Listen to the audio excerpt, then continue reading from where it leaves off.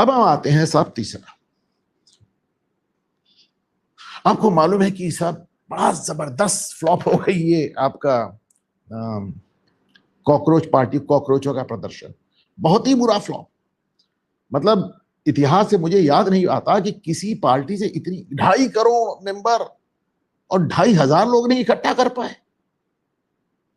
मतलब मैं आपको आज दिखाता हूं, मैंने आपको तमाम वीडियो दिखाए, तमाम चीजें दिखाई। अब जैसे कल मेरी किसी से बात हो रही थी, उन्होंने कहा यार ये तो कमाल हो गया कि एक आदमी वहां पहुंच के लोगों पे हिट डाल रहा था, उसकी हिम्मत कैसे पड़ी? नहीं भाई, हिम्मत इसलिए पड़ी क्योंकि जितने लोग वहां कॉकरोच थे उससे ज्यादा लोग कॉकरोचों के खिलाफ थे, इसलिए उसकी हिम्मत पड़ गई।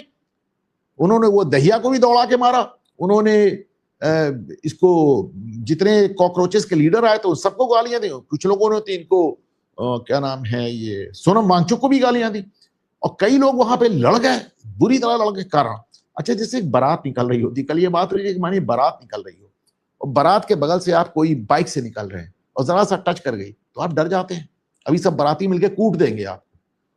क्यों? क्योंकि वहां बारातियों का बहुमत है, बाराती ज्यादा है, आप कम हैं।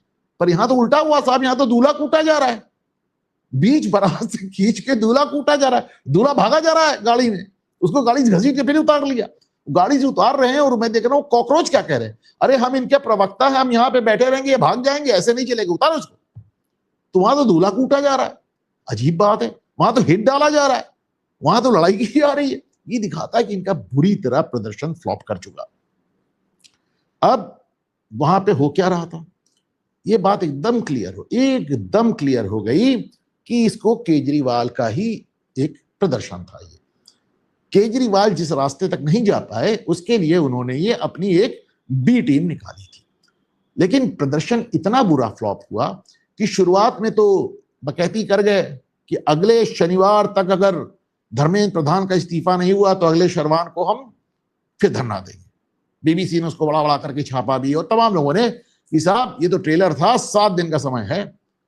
और आज इन कॉकरोचों की पार्टी के नेता अभिजीत दीपके ने एक वीडियो बना के जारी किया कि अब हम नहीं आएंगे।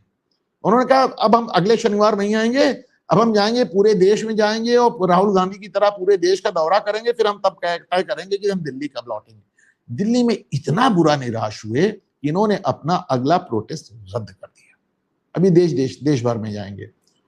उत्तर प्रदेश में ना आए तो बेहतर है, यहाँ इनके खिलाफ माहौल बहुत ज्यादा है, फिर कुछ बदतमीजियां हो जाएंगी। अच्छा, इतने ज्यादा बदतमीज वहां पे लोग इकट्ठा थे, इतने बदतमीज, मैं देख के खड़ा। अब इसको कह रहे हैं जेन जी का प्रदर्शन है और लेके आ रहे हैं आप उसको सोनम वांगचुक को। एक उम्र दराज आदमी से किसी ने पूछा कि भाई ये तो उमर खालिद की बात कर रहे हैं, जरा उसका जवाब सुनिए। आप उसकी आदमी की एज देखिए, वो अपनी पोती की उम्र की लड़की से कह रहा है कि क्या उमर खालिद ने तुम्हारी इज्जत लूट ली। बदतमीजी की आप एक सीमा देखें, आप इसे क्या कहा जाए। तो वहां मोदी को गाली दी जा रही, और मोदी को गाली दी जा रही तो लोगों ने कॉलर पकड़ लिया।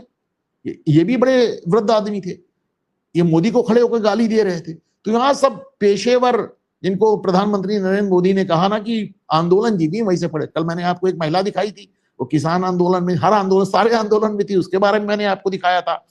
एक आदमी खड़ा होकर वहां गोदी मीडिया को गाली दे रहा था, देखिए। और ये आदमी आम आदमी पार्टी का वहीं से कॉर्पोरेटर गगन चौधरी, आप सोचिए, अपने कॉर्पोरेटर्स तक को भेज दिया इन्होंने। देखें,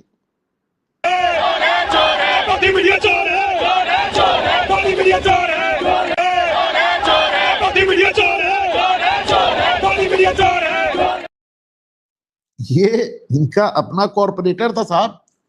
इतने पढ़े लिखे लोग वहां पे आए थे जिसकी कोई सीमा नहीं। हमारे प्रयागराज से एक आदमी गए थे, उन्होंने तो साहब हमारा नाम ही रोशन कर दिया।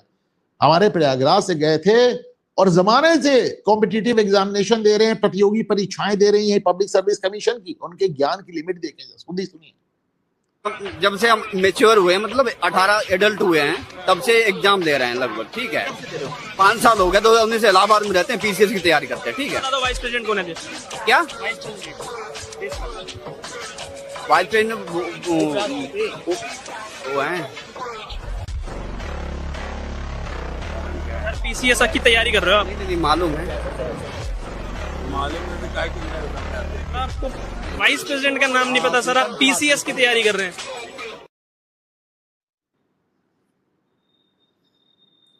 वाइस प्रेसिडेंट का नाम नहीं पता, और 5 साल से कॉम्पिटिटिव एग्जामिनेशन देना है, डिप्टी कलेक्टर बनना है, कलेक्टर बनना है, और देश के उपराष्ट्रपति का नाम नहीं पता। अब आप समझ लीजिए, ये एक तो कभी कभी देखता हूं मुझे बड़ी हैरानी होती है, 7-7 लाख 8-8 लाख फॉर्म भर दिए जाते हैं और सब बैठे जा रहे हैं। किसी जमाने में 26 साल में यूपीएससी आपसे कह देता था साहब घर जाओ, आपका सिलेक्शन नहीं हुआ। 26 साल कट ऑफ डेट थी, मतलब एज लिमिट थी, 26 साल के ऊपर के बच्चे नहीं देते थे।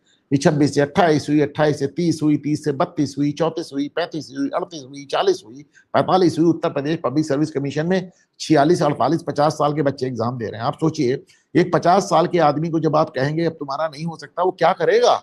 26 साल के बच्चे को आप बता दीजिए कि भैया तुम्हारा सिलेक्शन नहीं हो सकता, वो कुछ कर लेगा। पर आपने चूंकि नौकरी देने की पोजीशन में रही सरकारें, तो एज लिमिट धीरे धीरे करके बढ़ाती गई। अब पता चला कि साहब जो जनरल कैटेगरी का आदमी है वो 45 साल तक एग्जाम दे रहा है, जो ओबीसी है 47 तक दे रहा है, जो एससी एसटी है वो 50 साल तक दे रहा है। तमाशा बना के रख दिया आप। और ये देखिए जानकारी के लेवल इनका ये, और ये उस तरह के कॉकरोच थे जो वहां पर इकट्ठा हुए थे।